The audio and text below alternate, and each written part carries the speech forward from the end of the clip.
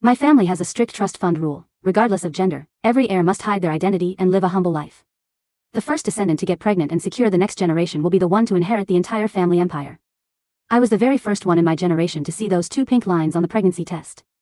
The moment I got the positive report, I was so ecstatic that I ran all the way home without even putting on a coat. With this baby, I could finally stop hiding my identity and end this miserable, penny-pinching life with him. And his struggling little startup would no longer have to worry about next month's rent. But when I pushed the front door open, I saw a woman sitting at our dining table, sipping tea that my husband had brewed for her. Without even looking up, Vance said, "Iris is back." Good. Let's get the divorce papers signed. I quietly slipped the pregnancy test back into my pocket. What Ethan didn't know was that the poor, penniless wife, who had suffered by his side, stood before a world he could never reach in his entire lifetime. Fine. I'll keep the baby, ditch the father, and never see him again. The divorce agreement is on the coffee table. The pen is right next to it. Ethan's tone was completely flat. Chloe Brooks was sitting in my usual spot. She glanced at me, the corners of her mouth curving into a smug little smirk, but she said nothing. That look of hers instantly reminded me of a parasite occupying a host's nest. I walked over and picked up the agreement. 3 pages, densely packed with text. The house went to Ethan. The company shares went to Ethan. The savings went to Ethan. The car went to Ethan. I got absolutely nothing. I walk away with nothing. Ethan finally spared me a glance. The agreement states you'll get a lump sum compensation of $30,000. That's more than fair. $30,000. I had been married to this man for 3 years. $10,000 a year. Chloe set her teacup down. Iris, $30,000 is enough for you to rent a decent studio apartment. She called me Iris, but her tone carried a patronizing pity. I stared at her. When did you get back? Yesterday. Chloe tilted her head, smiling sweetly. Ethan picked me up from the airport. He waited for 4 hours because my flight was delayed. Yesterday, Ethan told me he had to work late at the office for an emergency. Chloe stood up, walked over to Ethan, and naturally wrapped her arm around his. Ethan said you're a good person. He said you wouldn't make things difficult for us. Ethan didn't pull away from her touch. The pregnancy test pressed hard against my thigh through my pocket, leaving a dull ache. I had originally run home to tell him, Ethan, we're having a baby. You don't have to lose sleep over the office rent anymore. You don't have to drink yourself to a stomach bleed just to please clients. I thought today was going to be the best day of our lives. Where's the pen? I asked. Ethan pointed to the coffee table. I bent down to grab the pen. From this angle, I could see Chloe's hand resting intimately on Ethan's lower back. As I uncapped the pen, the pregnancy test almost slid out of my pocket. I quickly pressed it back down. Sign on the last page. Put today's date. Ethan's voice came from above me. I signed my name. Iris Miller. I put the pen down and stood up. Fine. But we still need to go to the courthouse tomorrow to make the dissolution official. Tomorrow at 9 a.m. I'll meet you there, Ethan said, pulling out his phone. Right in front of my face, he unlocked it and opened his contacts. He changed my contact name from wife to Iris Miller. Then he locked his phone and slid it back into his pocket. Chloe leaned her head on his shoulder. Ethan, I want that garlic butter steak and mashed potatoes you promised me. Sure. I bought some fresh ribeyes. I'll make it for you. Ethan actually turned and walked into the kitchen. We had been married for 3 years, and he had never cooked a single meal for me. Whenever I asked him if he could cook, he always said he didn't know how, claiming he would burn the kitchen down even if he just boiled instant ramen. But now, the way he tied his apron was smoother than a pro chef. Chloe shrugged at me. Iris, don't just stand there. Pack up your stuff and go. I'm having decorators come in tomorrow to remodel. I saw your clothes in the closet, they're so old and tacky. Don't bother taking them. Honestly, they're too cheap to even use as cleaning rags. I went into the bedroom, took my ID, and packed a small canvas bag. It held only a few sentimental items I had brought from my family when I married him. None of it had anything to do with Ethan. As I walked past the kitchen on my way out, Ethan was chopping herbs on the cutting board. The knife made a steady, rhythmic sound. He didn't look up once. I stood at the doorway to change my shoes. Chloe followed me, leaning against the doorframe. Iris, there's something I think you should know. Go ahead, I said. When Ethan was with me, he never sighed. But during these past 3 years with you, I heard him sigh so many times over the phone. She lowered her gaze, her voice dripping with mock sympathy. Maybe you two were just never meant to be. I looked at her. Ethan sighed because his cash flow was blocked, because clients canceled orders, and because his startup was constantly on the verge of bankruptcy. And every single time he faced a crisis, I secretly pulled strings to resolve it. He would wake up the next morning finding all his problems magically solved, genuinely believing it was just good luck. You're right, I said, bending down to tie my sneakers. We were never meant to be. As the door clicked shut behind me, I heard Chloe's voice drift from inside. Ethan, let's change the smart lock passcode. I want to set it to our anniversary. I moved into a tiny, $800 studio near the university campus. The window faced a busy burger joint downstairs, and the smell of grease constantly seeped through the cracks. I sat on the hard mattress, staring at the pregnancy test for a long time. The 2 pink lines were blindingly clear. My phone rang. It was Ethan. Iris, you haven't canceled the corporate credit card yet. I'll handle it tomorrow when we go to the courthouse. Fine. Just as I was about to hang up, I heard Chloe's voice in the background. Ethan, ask her about the office keycard. I saw it in her bag last time. Ethan hesitated for a second. Bring the keycard with you tomorrow too. Anything else? I asked. That's all for now. He hung up. My screen was still lit, displaying our 3 years of chat history. The very first message he had ever sent me was, Miss Miller, thank you so much for saving my skin today. That day, he was negotiating with a difficult client who suddenly hiked up the price, leaving Ethan sweating in panic. I happened to be there. Quietly, I rewrote the contract terms for him, and the client signed on the spot. Ethan had no idea that the client was actually a close business associate of my family. He only knew me as a grocery store cashier who made $15 an hour. For 3 years of marriage, I had played that role perfectly. The next morning, Ethan's mother called. Iris, have you finished packing your junk? Almost.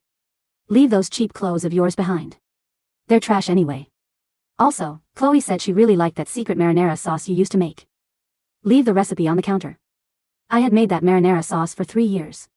Ethan ate it every single morning, and his mother had never once complimented me. No, I replied flatly. Excuse me? Helen's voice instantly turned sharp. You're already divorced, and you're still being this petty? Do you have any idea who Chloe is? Her family asking for your recipe is a compliment. Oh. And who is she? Chloe's family runs a major import-export business in the capital. Do you honestly think everyone is a low-life cashier like you? Helen sneered over the phone. Iris, let me be honest with you. I was never happy when Ethan married you. Sure, you were obedient these past 3 years, but a man needs to climb. Ethan's company is taking off now, and you're just dead weight. Chloe and Ethan were college sweethearts. They belong together. Now that she's back, stop blocking their way. Last year, when Ethan's company was about to go bankrupt due to a massive bad debt, and he couldn't even pay his employees' salaries, I was the one who secretly cleared the debt through my family's channels. Ethan thought the debtor had suddenly found their conscience and paid him back. He had come home ecstatic that night, hugging me and saying, Babe, we have the best luck in the world. Mrs. Vance, I am not giving you the recipe. Is there anything else?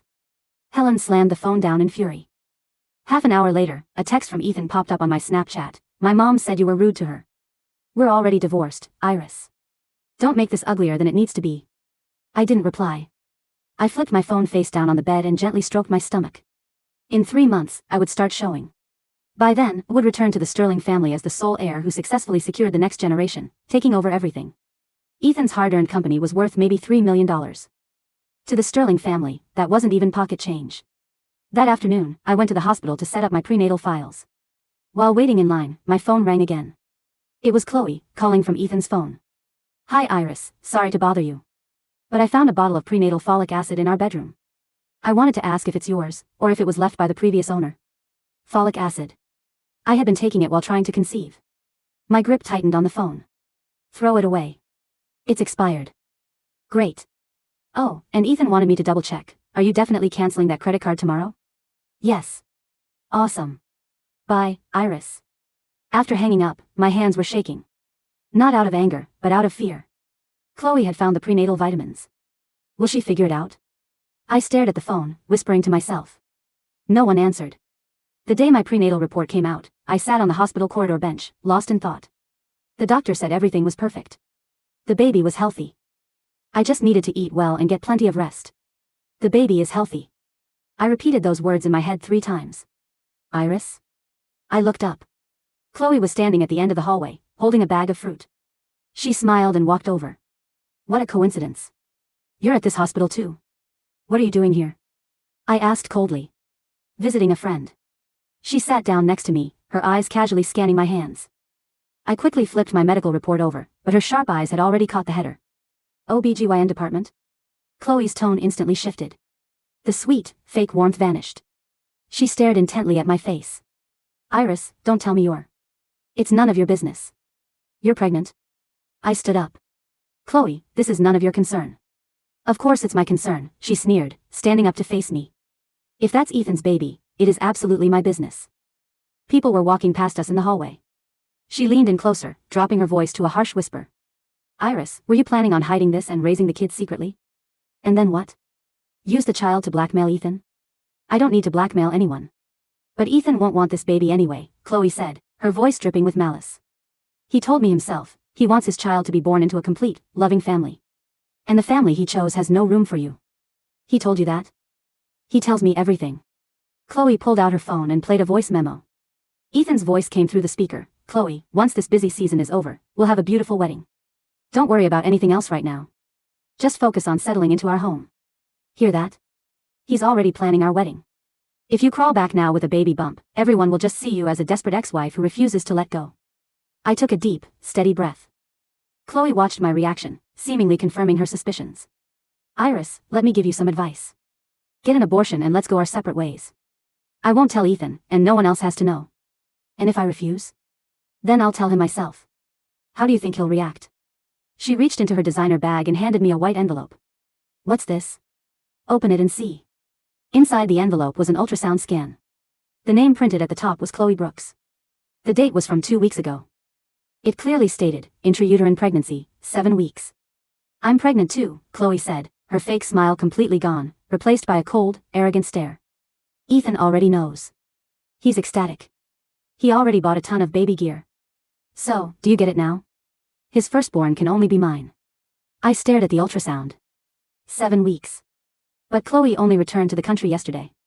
7 weeks ago, she was still in Europe. Yet, the stamp on this ultrasound was from our local city hospital. The timeline was physically impossible. But I kept my mouth shut. Now wasn't the time to expose her. Think about it, Chloe said, patting my shoulder patronizingly.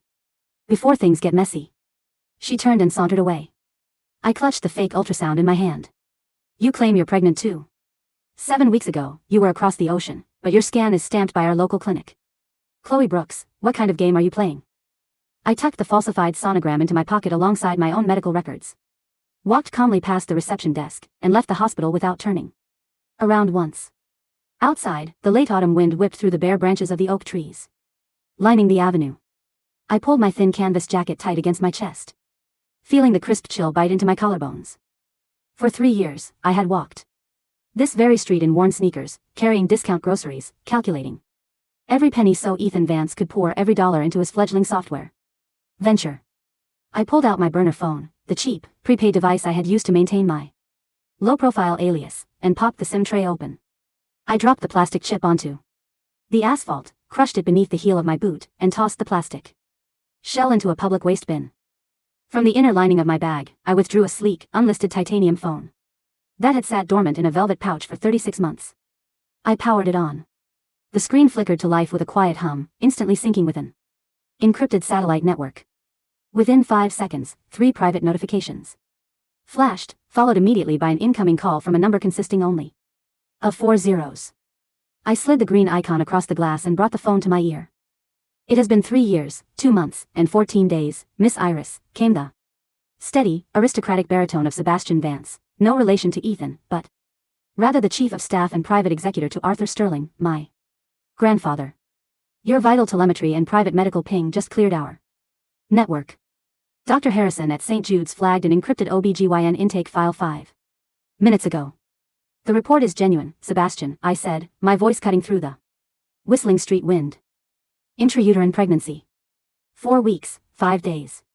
Fetal. Heartbeat confirmed. There was a profound, breathless pause on the other end of the line, a rare lapse in composure from a man who had managed a $400 billion global trust for 4 decades. The patriarch is currently in Geneva presiding over the international board, Sebastian said, his tone softening into something reverent. I will inform him immediately. The test period is officially terminated under Article 9 of the Sterling Family Trust. You are the sole confirmed heir of the 9th generation, Miss Iris. The succession is sealed. Send a car to 4th and Elm, I said quietly. And Sebastian? Yes, Miss Iris. I have an appointment at the municipal courthouse tomorrow at 9 in the morning to finalize my divorce from Ethan Vance.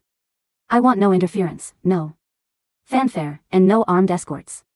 Let him sign the legal dissolution cleanly. But I want a full forensic audit of Vance Innovations, along with an intelligence profile on Chloe Brooks, waiting on my desk by noon. It will be done precisely as you command. The municipal courthouse was sterile, smelling of lemon floor wax and old paper. At 8:55 a.m., Ethan Vance walked through the revolving doors. He wore a crisp charcoal suit I had spent 3 hours hand-steaming for his first venture. Capital pitch 6 months ago. His hair was slicked back, his jaw clean-shaven. Carrying the air of a man who believed he had outgrown his station and was stepping into nobility. Chloe Brooks was draped over his arm. She wore a pale pink cashmere wrap and diamond stud earrings that caught the harsh fluorescent light. When she saw me sitting on the wooden waiting bench, still wearing my faded denim jacket and canvas sneakers, she smiled with an oily, triumphant sweetness. "Iris," Ethan said, standing before me like an executive addressing a dismissed temp. "You brought the corporate card and the key card?" I didn't answer with words. I reached into my canvas bag, took out the silver company card, which was tied to a line of credit I had secretly underwritten through an offshore shell subsidiary, and the plastic door badge. I placed them on the wooden armrest between us. Ethan scooped them up, sliding them into his breast pocket without a second glance.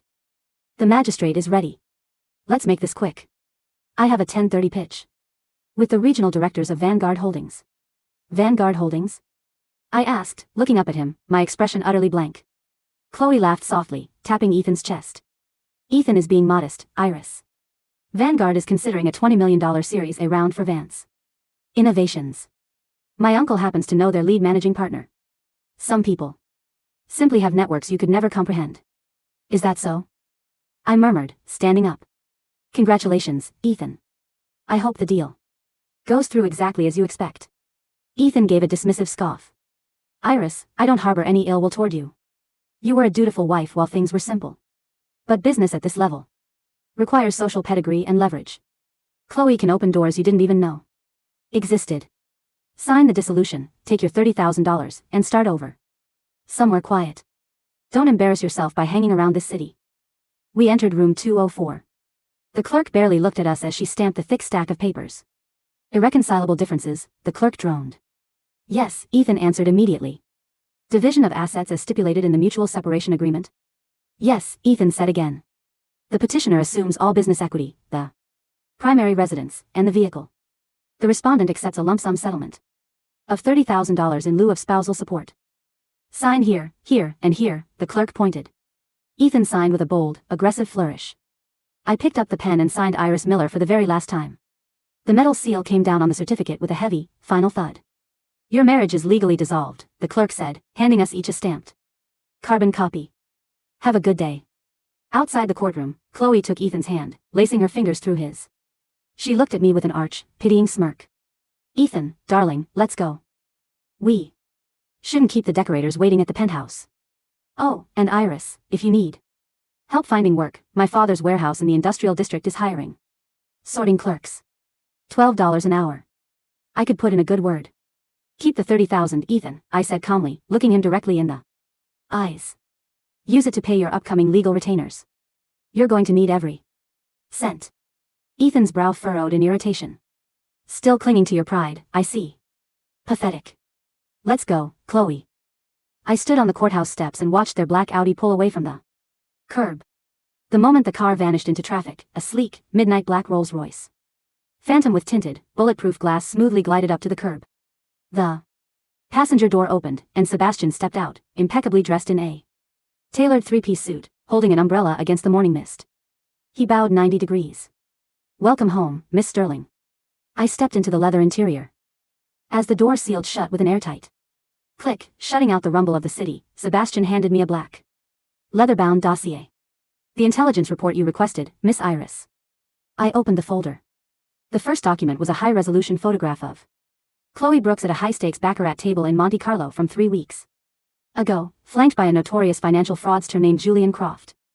Chloe Brooks's family import-export firm went into involuntary liquidation 4 months ago, Sebastian said, his voice even and precise. Her family is $50 million in debt to European credit syndicates.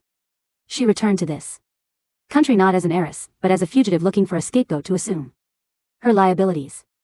I turned the page, looking at the forged sonogram records Dr. Harrison had pulled from the city database. "And her pregnancy?" "Completely fabricated," Sebastian replied. "She paid an unlicensed technician $5,000 to print a scan belonging to a woman who gave birth 2 months ago.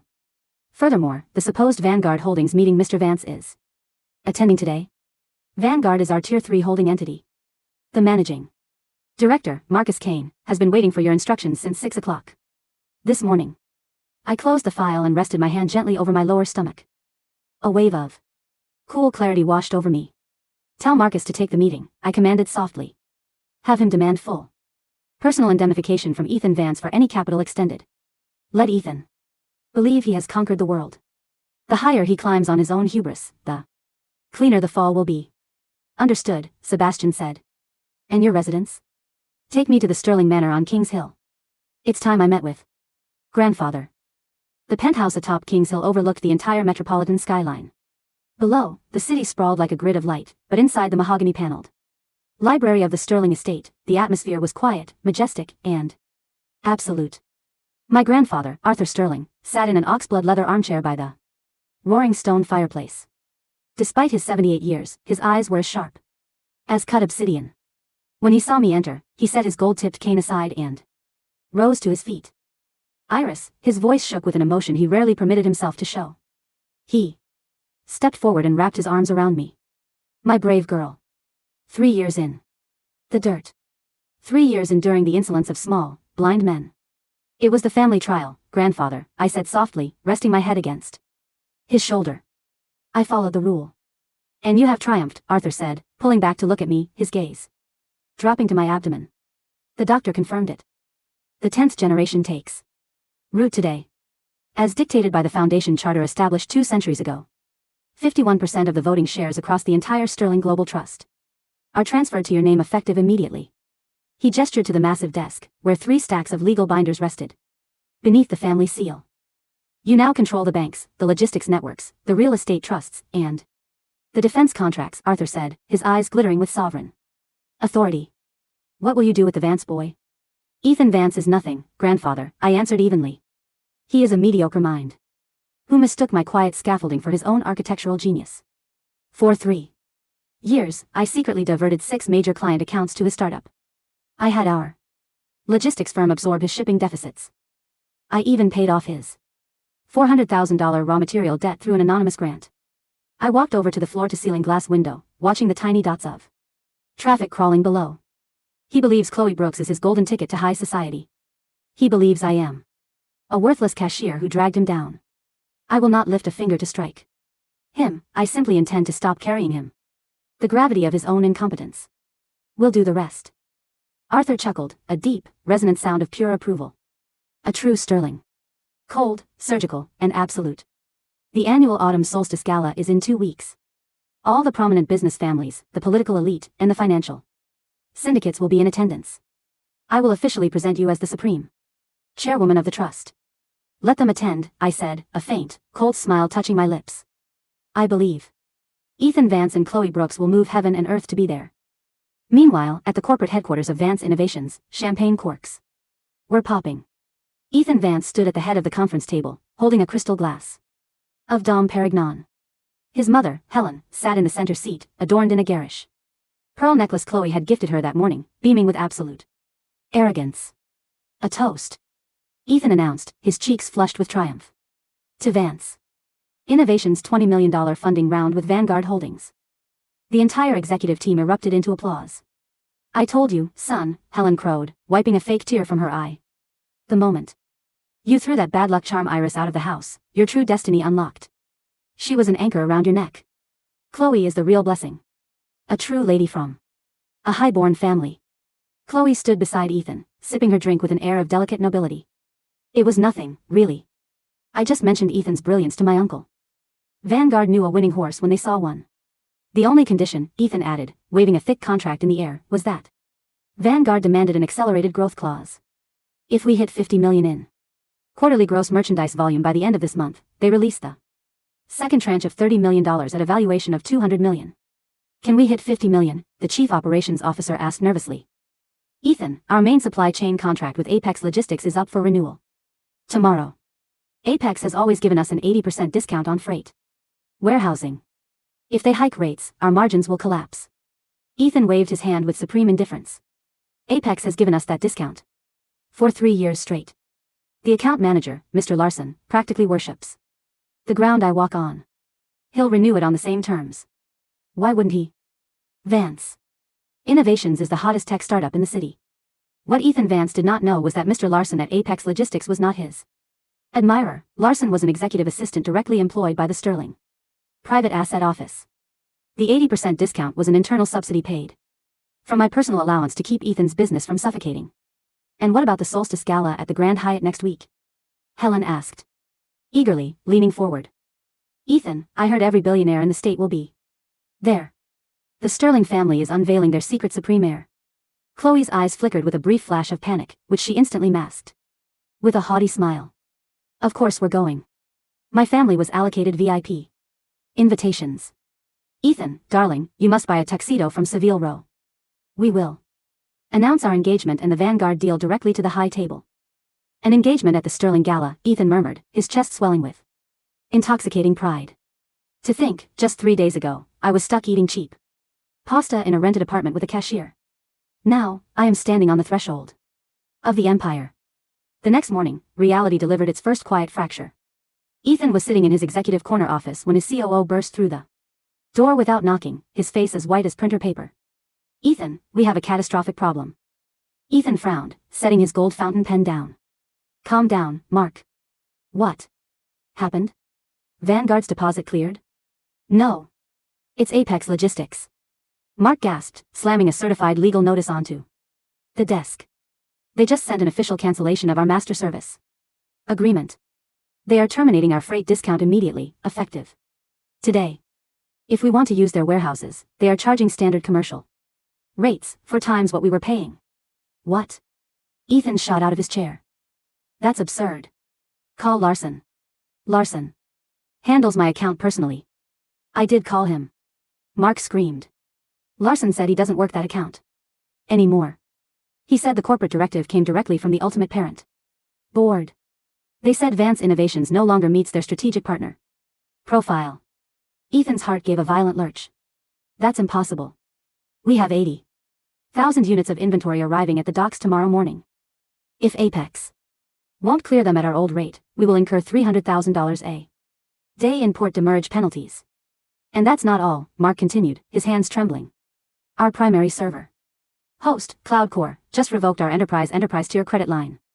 They're demanding prepayment for the next 3 quarters by 5 p.m. today, or they will throttle our database bandwidth.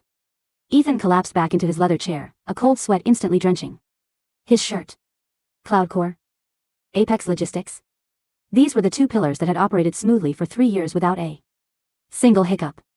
Whenever an invoice was due, it had somehow always been marked settled via institutional credit voucher. He had always assumed his accounting software automatically balanced the promotional grants. He snatched his personal phone and dialed his mother. Mom. Where is Chloe? Oh, Ethan, darling. Helen's cheerful voice came over the speaker. Chloe and I are at the Diamond Boutique on 5th Avenue picking out her 10-carat engagement ring. It's only $400,000.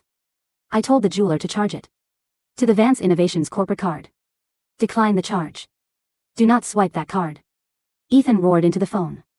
Get Chloe back to the office right now. Her family has import-export infrastructure. I need her to secure emergency warehousing and freight lines immediately. 20 minutes later, Chloe strolled into the office, carrying several luxury shopping bags, looking thoroughly annoyed. Ethan, what is the meaning of this? You embarrassed your mother and me in front of the boutique staff. Chloe, listen to me. Ethan grabbed her by the shoulders, his eyes wild with stress. Apex Logistics just canceled our contract. We have $3 million worth of goods landing at the harbor tomorrow. If they sit there, we will default on our Vanguard performance milestones. I need your family's shipping syndicate to take over the freight line right now. Chloe's face stiffened. The color drained from her lips. My family's syndicate? Yes. The multi-million-dollar European import network you talked about. Ethan pressed, desperate. Call your father. Have him divert 3 cargo vessels and open up his bonded warehouses in the South Harbor. Chloe took a step back, pulling her shoulders out of his grip, her mind spinning wildly. Ethan, my father's operations are heavily regulated by European maritime law. It takes weeks to clear customs clearance for domestic third-party cargo. You can't just expect him to drop everything for a small Domestic delivery. Small? Ethan shouted, his voice cracking. This is Vance Innovations' entire lifeline. If we miss the Vanguard milestone, Vanguard has the legal right to seize my personal equity under the acceleration clause. Chloe's heart plummeted. Personal equity seizure? She had tethered herself to Ethan because she thought he was a rising tech multimillionaire whose cash she could use to pay off her Monte Carlo gambling debts to Julian Croft. If Ethan went under, she was tied to a sinking anchor. Well, you shouldn't have mismanaged your logistics, Chloe snapped. Defensively, her aristocratic facade cracking. My father is a billionaire. Investor, not an emergency moving company. Figure it out yourself. She turned on her designer heels and stormed out of the office. Ethan stood frozen in the center of the room, listening to the echoing click of her heels. In the silence of the office, a strange, terrifying memory suddenly surfaced. Unbidden in his mind. 2 years ago, Vance Innovations had faced a nearly identical shipping crisis. When a dockworker's strike threatened to rot 3 containers of perishable components. He had come home that night, drunk, sobbing into his hands. Terrified of bankruptcy. Iris had sat beside him on their threadbare couch, gently rubbing his back. Whispering, "Don't worry, Ethan. Go to sleep. Miracles happen in the morning." The next morning, he had received a notification that an elite logistics consortium had miraculously stepped in and rerouted his cargo without charging a single extra cent. He had hugged Iris, laughing, "Babe, you see that? God loves a hard worker. I am destined for greatness." And Iris had only smiled, her soft, clear eyes looking at him with quiet affection, saying nothing. Ethan's hands began to shake uncontrollably. No, he thought, aggressively shaking his head to purge the thought. Iris was a penniless grocery clerk. She didn't even understand what a bill of lading was. It was just luck. It was always just my own luck. The night of the autumn solstice gala arrived. The Grand Hyatt's imperial ballroom was a sea of crystal chandeliers, flowing champagne pyramids, and the city's most formidable power brokers. Billionaires, state senators, and multinational CEOs gathered in tight clusters, murmuring in hushed, expectant tones about the night's main event, the formal introduction of the Sterling Global Trust's sole inheritor. Ethan Vance walked through the arched gold entrance, flanked by Helen and Chloe. To secure their black market guest passes, Ethan had drained the last $50,000 from Vance Innovations' operational reserve account. He was desperate.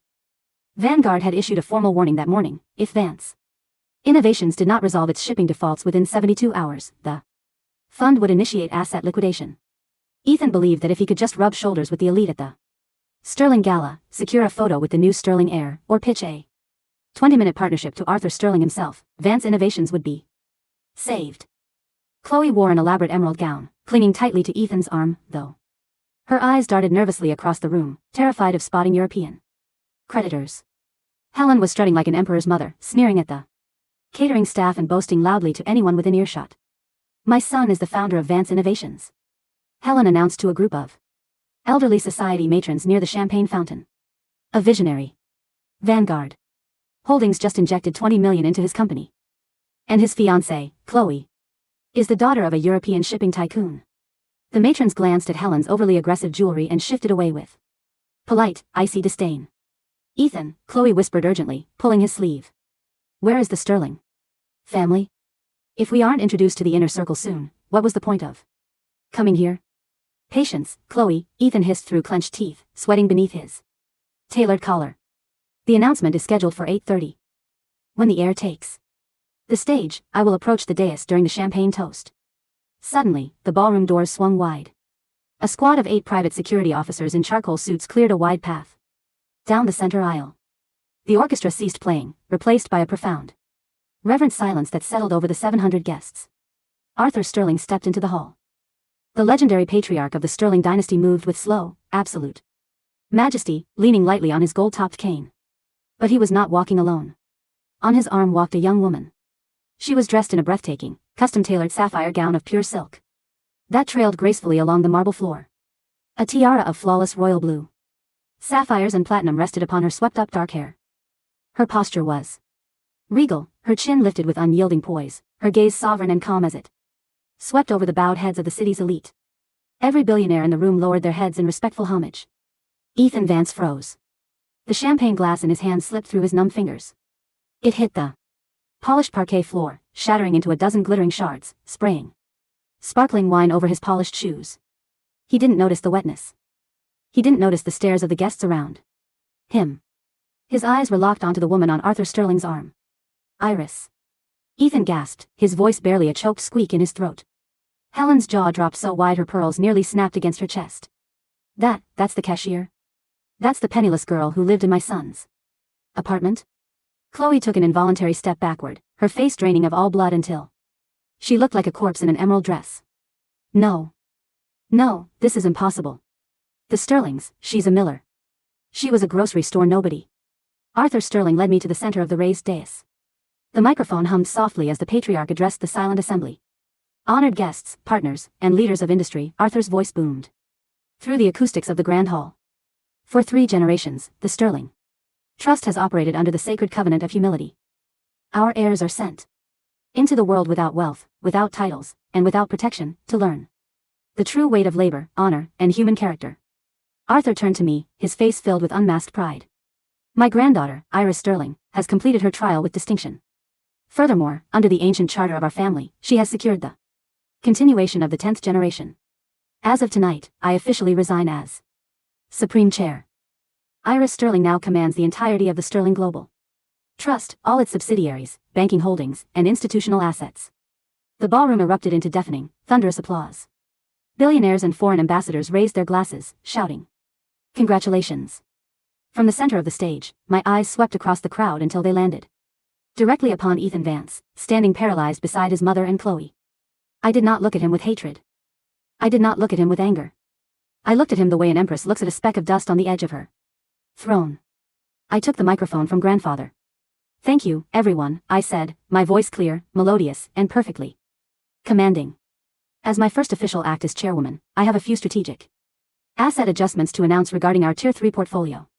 I gestured to Sebastian, who stood at the side of the stage holding a leather folio. First, I said smoothly, Vanguard Holdings has completed its forensic evaluation of its recent venture agreements. It has been discovered that a certain enterprise, Vance Innovations, obtained funding through fraudulent logistics representations and uncollateralized guarantees. A collective gasp rippled through the financial sector executives in the room. Ethan's knees buckled. He grabbed the edge of a banquet table to keep from collapsing. Second, I continued, my eyes locking onto Chloe Brooks, the Sterling Financial Intelligence Unit has assisted the International Criminal Court in concluding its investigation into the Brooks liquidation fraud. The European Import-Export Syndicate claimed by Miss Chloe Brooks does not exist. Her family is $50 million in debt, and European authorities have just issued an international red notice for her arrest regarding bank fraud. 2 plainclothes federal agents stepped out from the perimeter of the ballroom, moving directly toward Chloe. No, no. Ethan, help me. Chloe shrieked, backing into a decorative ice sculpture, her aristocratic mask completely disintegrating into hysterical terror. Ethan, tell them it's a lie. Tell them I'm pregnant with your child. Pregnant? I spoke into the microphone, my tone dripping with icy amusement. Miss Brooks, your forged sonogram from St. Jude's belonged to a patient named Sarah Jenkins. The attending physician who accepted your $5,000 bribe had his medical license revoked at 4 p.m. today. You were never pregnant. You were simply a con artist looking for a fool to pay your debts. The federal agents grabbed Chloe's arms, snapping steel handcuffs around her wrists in front of 700 elite guests. Ethan. Ethan, do something. Chloe screamed as she was dragged down the center aisle, her designer wrap falling into the spilled champagne on the floor. You promised me. Ethan didn't move. He couldn't move. His entire universe had just collapsed into a black hole. Helen dropped to her knees on the floor, clutching her chest, hyperventilating in sheer panic. Iris. Iris, my dear daughter-in-law. It's a misunderstanding. I always loved you. You made the best marinara sauce. Ethan was confused. He loves you. The security staff stepped forward, lifting Helen by her elbows and firmly escorting her toward the service exits as she wailed and sobbed like a madwoman. Ethan was left standing alone in the center of the aisle, a pariah surrounded by the cold, mocking stares of the world's most powerful people. I handed the microphone back to grandfather, stepped down from the dais, and walked slowly toward Ethan. The crowd parted for me like the Red Sea. Ethan looked at me as I approached. In my eyes, he saw no trace of the quiet woman who used to mend his socks, who used to wait up until 2 a.m. with a warm bowl of soup, who had smiled gently while he boasted about deals she had secretly bought for him. Iris. Ethan fell to his knees before me on the marble floor, tears streaming down his face, ruining his expensive suit. He reached out with trembling hands, trying to touch the hem of my sapphire gown. Iris, please. God, Iris, what have I done? I didn't know. I swear to God I didn't know. I stopped 2 feet away from him, pulling my dress back so his fingers brushed only empty air. Of course you didn't know, Ethan, I said softly, looking down at him. Because you never looked at me. For 3 years, you looked only at what you thought you could take from the world. You thought your success was your own brilliance. You thought my quietness was weakness. You thought $30,000 was enough to buy out 3 years of my devotion. Iris, the baby. Ethan sobbed, looking at my stomach, his eyes wide with a horrifying, belated realization. The baby is mine. That's my child you're carrying. We can start over. We're a family. I'll do anything. I'll sign everything over to you. I'll be your servant, Iris, please. Don't take my child away from me. Your child. I tilted my head, looking at him with profound, untouchable detachment. The day you sat at our dining table and made tea for Chloe Brooks, you told me your family had no room for me. You signed the divorce papers. You changed my contact name to Iris Miller. You took the house, the car, the shares, and left me with $30,000. I rested my hand against my stomach, feeling the tiny, miraculous life growing within me, a life that would never know poverty, never know cruelty, and never know the pathetic weakness of a father like Ethan Vance. Under the law of this state, and under the charter of the Sterling dynasty, you are a legal stranger to this child, I said, my voice ringing with absolute finality. Tomorrow morning, Vanguard will liquidate Vance Innovations to recover its losses. Apex will seize your inventory. The bank will foreclose on your penthouse to satisfy Chloe's co-signed liabilities. Ethan began to weep uncontrollably, slamming his forehead against the cold marble floor. Iris, please. Don't destroy me. I'll die in the streets. Please. Have mercy. Mercy? I whispered, leaning down slightly so only he could hear my final words. Ethan, I gave you 3 years of heaven, and you traded it for a handful of costume jewelry. Live the rest of your life remembering what you threw away. I turned my back on him. Security, I commanded without looking back. Remove this bankrupt debtor from the hall. For burly security guards seized Ethan by his arms, dragging his screaming, weeping form backward through the double golden doors, out into the rainy, freezing night where he belonged. The spring sun bathed the private gardens of the Sterling Manor in golden warmth. White magnolias were in full bloom, their sweet fragrance drifting across the immaculate green lawns. I sat beneath the shade of a white marble pavilion, dressed in a loose, elegant silk maternity dress. At 7 months, my baby bump was beautifully rounded. Sebastian walked along the stone path, carrying a silver tray with fresh porcelain teacups and a single leather folder. Good afternoon, Supreme Chairwoman, Sebastian bowed respectfully, setting the tea down. What news from the city, Sebastian? I asked, taking a delicate sip of chamomile tea. The bankruptcy proceedings for Vance Innovations are officially concluded. Sebastian reported in his crisp, professional tone. All intellectual property was acquired by our third-tier holding firm for pennies on the dollar. The Vance family residence was sold at auction yesterday. And Ethan? Mr. Vance is currently employed as a night shift sorting clerk at an industrial warehouse in the South Harbor, ironically, the very job Miss Brooks suggested to you on the day of your divorce. His mother, Helen, is living in a state-subsidized retirement home in the outer province, constantly telling the nurses that her son used to be a billionaire. No one believes her.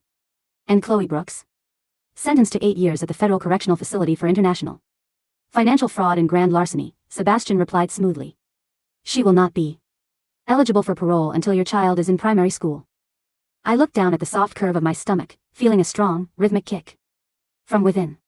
A gentle, genuine smile spread across my face. Let the past stay in the dirt, Sebastian, I said softly, closing the folder without opening it. We have a hospital wing to dedicate this afternoon, and the new educational trust fund needs my signature. Directly, Chairwoman, Sebastian bowed, stepping back into the sunlight. I leaned back against the comfortable pillows of the garden chair, feeling the warm spring breeze play with the loose strands of my hair. The sky above Kings Hill was vast, clear, and endless. The trial was over. The empire was secure. And my child would be born into a world of unshakable strength, bound by truth, and crowned in sovereign light.